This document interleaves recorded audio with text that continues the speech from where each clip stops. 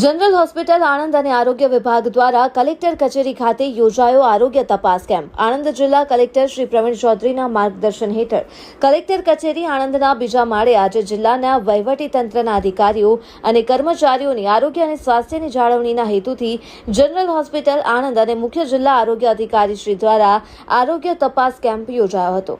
મુખ્ય જિલ્લા આરોગ્ય અધિકારી શ્રીની દેખરેખ હેઠળ ડોક્ટર્સ, મેડિકલ ઓફિસર્સ અને લેબ ટેકનિશિયનો તથા તબીબોની ટીમ દ્વારા કર્મચારીઓની સર્વગ્રાહી તપાસ કરવામાં આવી હતી, જેમાં મુખ્યત્વે બ્લડ પ્રેશર, ડાયાબિટીસ અને વજન અને ઊંચાઈની તપાસ, લોહીની વિવિધ તપાસ, ECG તપાસ, બ્રેસ્ટ સ્ક્રીનિંગ, મહિલાઓ માટે મેમોગ્રાફી સહિતની આરોગ્ય તપાસ કરવામાં આવી હતી.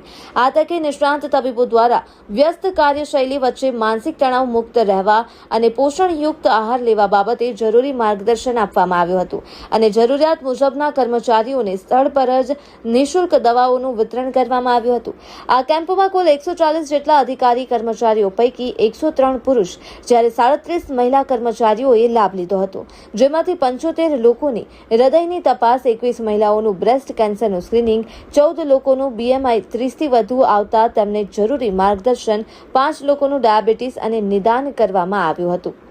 ઉત્સાહભેર સહભાગી થઈ અને લોકોએ પોતાના સ્વાસ્થ્યનું પરીક્ષણ કરાવ્યું હતું. અહેવાલ નાયબ માહિતી નિયામક કચેરી, આણંદ. મારું નામ doctor Rajesh S Thakkar, senior medical officer, Anand general hospital.